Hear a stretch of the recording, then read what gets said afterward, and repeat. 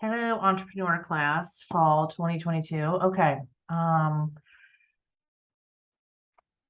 am, as you can see, we're going to go in and talk about your business plan. I'm going to give you some tips. If you go into your class, Business Entrepreneurship, I want you to go to Course Documents. This is where you're going to find your business plan rubric, which is you want to ensure that everything on this rubric is on your business plan. This is where I'm going to do the grading, all of this different types of content. If you get a 1 point, that's demonstrating little effort. A score of 5, it's outstanding. Okay, so that's there. Here's your business plan template. This is exactly what you're filling out. When you open this, you want to save it. So here's the download button. You want to save that. Sorry. And I also sent it in an email or an announcement. One of your announcements has the business plan presentation. But you can download it right here. When you click on that, it'll download. And then it'll come up right here. All right. So here's what you want to fill in: company name, mission statement. I would suggest this is what we're doing for this business plan, is giving you an opportunity to understand what it's like to create a business plan. So essentially, instead of a term paper, you're filling in a template. So mission statement, you can find all kinds of suggestions. Now you got to make up your own. I don't want you to copy and paste anything. You got to type everything, and make it yourself. You can look up a company's mission statement in your book. There's a section on mission statements. In the PowerPoints, there's a couple of examples. You want to list your team members and key management based on your company right here. When you put your business plan and company name right here below, I would put a little, like, let's say, for instance, let's just use Elon Musk company that he came up called the Boring Company is what it's called, or something. And under here, you want to make sure it says providing tunnel access with hybrid cars. So you're listing all of this. Summarize years of experience. So each person, you should summarize their list of their years of experience in the field. Your market summary.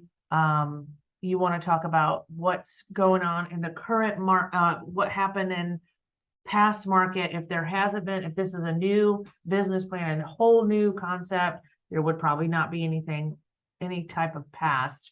You want to talk about present, why there is a need for it, and then the future, what you hope to get out of it. And you want to just mention these few things: review the changes in market share, leadership, players, market shift, cost, pricing, and competition. This is a summary. Okay, I want you to understand that this is a summary. So when you're looking this up, let's just use the Boring Company because it's brand new. You're going to talk about your competition is going to probably be subways, underground rail stations. So that would be your competition. Your leadership is going to be Elon Musk, and he hired a president. You want to talk about market share. Well, compare the market share of this company to his Tesla company. You want to talk about pricing. As of right now, when I'm just kind of giving you some examples. When you do that, your pricing is going to be based on what you're hoping to get out of this. You could say cost is going to be, cost effective. It'll be under market. Pricing will be comparable to those of a rail station. Opportunities. Here's where you wanted to talk about where your opportunities are going to be created in the system, in your business plan. Where are your opportunities going to be? Are they going to be in a small, a rural setting? Are they going to be in a metropolitan environment? Are they going to be virtual? Is it going to be global? Just talk about the different types of services that are problems and opportunities that are going to be in here. And then here's the key concept. This is where you want to just completely define what you're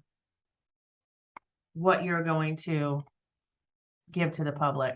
Talk about your different types of competition, outline your company's competitive advantage, what sets you apart from all your competition. And then your 5-year goals, you want to be specific. Let's just say right now, I want to just focus on rural or metropolitan. Let's say we're talking about the boring company. You want to talk about his 5-year goals are to focus on California. Maybe in 5 years, I want to make sure that it's in California and New York City, or, Houston, Texas. Market share objectives. This one, you don't really have to add something in here. You can, but you don't have to, because we didn't really dive into that in the entrepreneurship course. So I'm going to say you don't need that. And then state your revenue. You want to show, maybe get together a graph.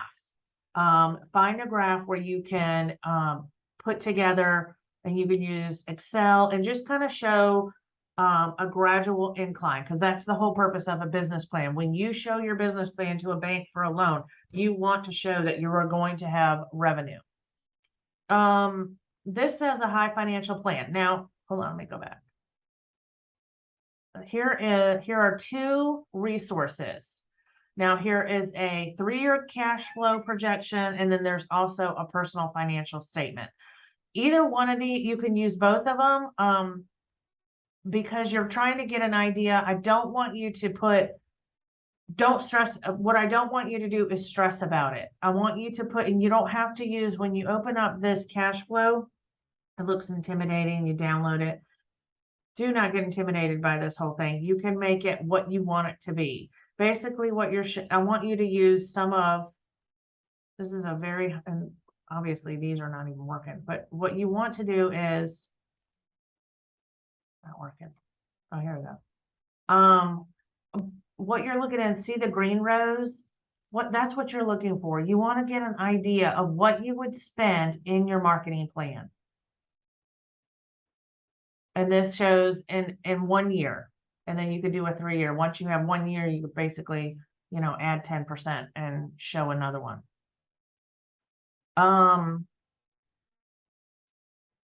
Close. And then in your personal financial statement, again, this is hypothetical. Don't use your real personal finances. But this is a great little thing. You can just put in here, here are all your assets. This is your liabilities, and then your net worth. Because they want to see your net worth. For instance, when you go back to my template. When you go to Chick-fil-A to become an operator, you have to have $100,000 in net worth in order to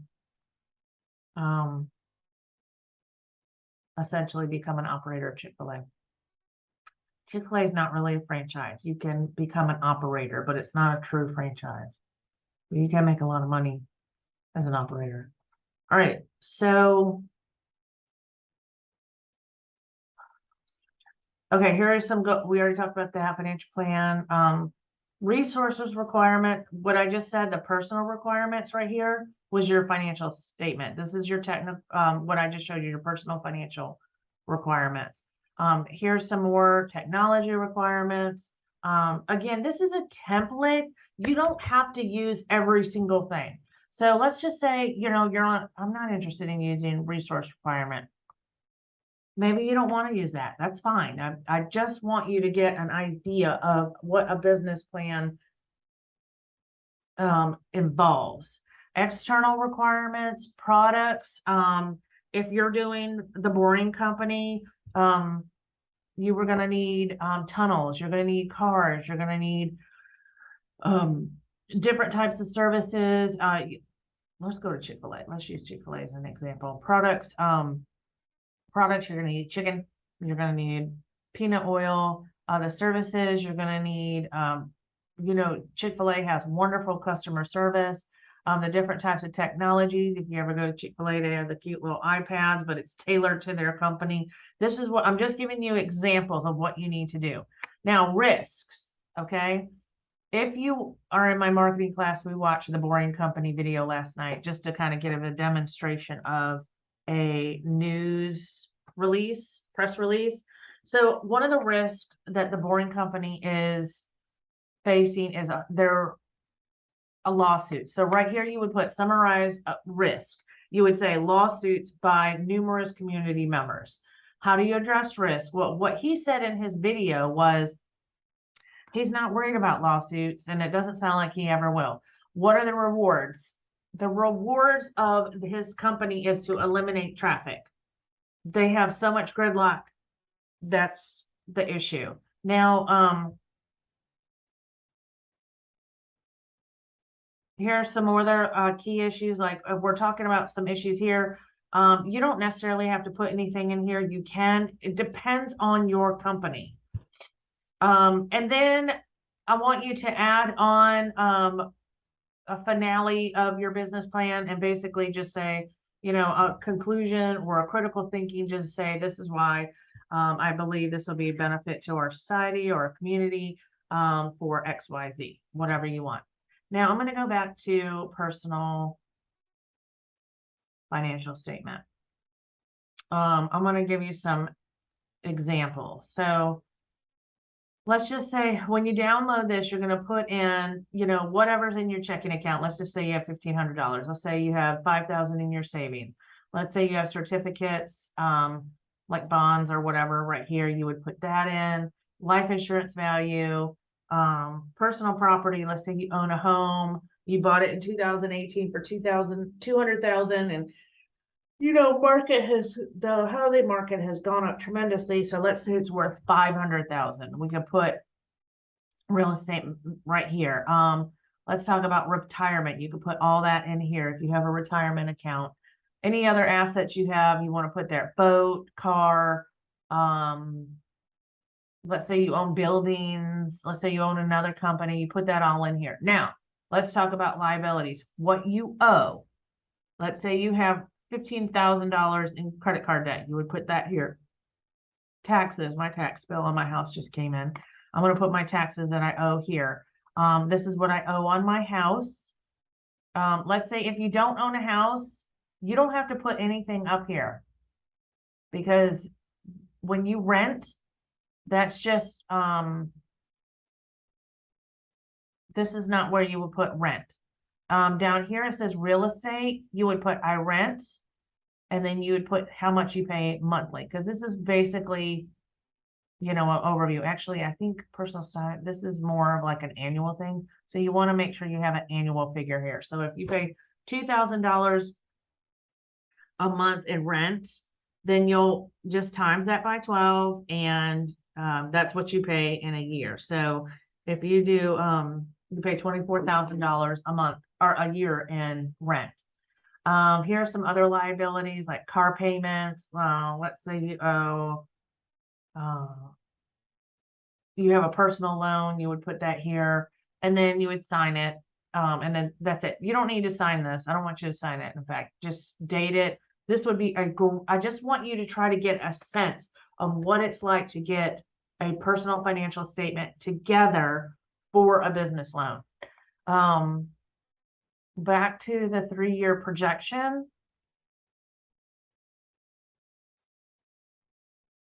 Again, this is a very high level projection.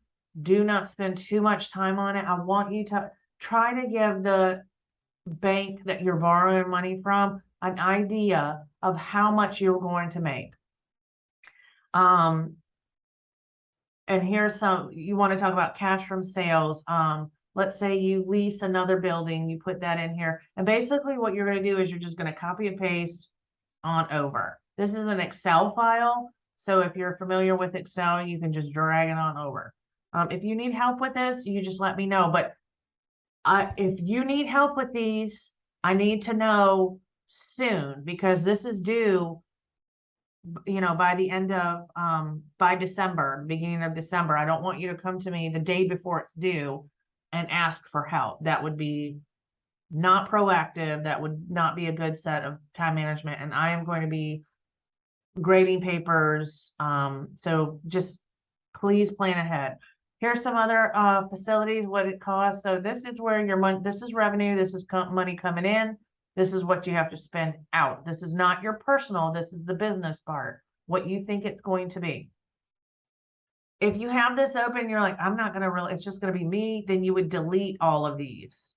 You would delete all these rows.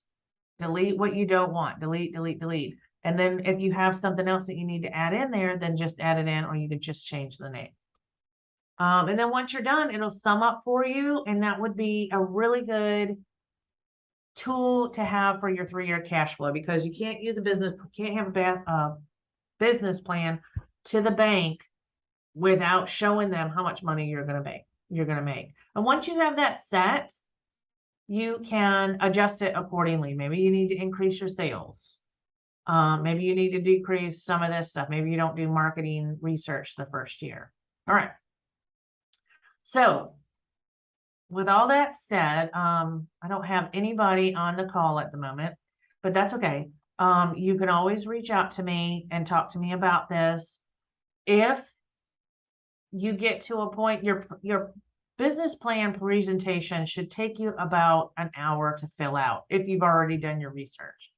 Your personal financial statement should take you not very long, maybe 30 minutes, something like that, just because you're not really using your personal, this is all hypothetical. And then your 3-year cash flow projection is going to take a little bit more time. Now, if you do not turn in your 3-year cash flow, it's not going to take off any points.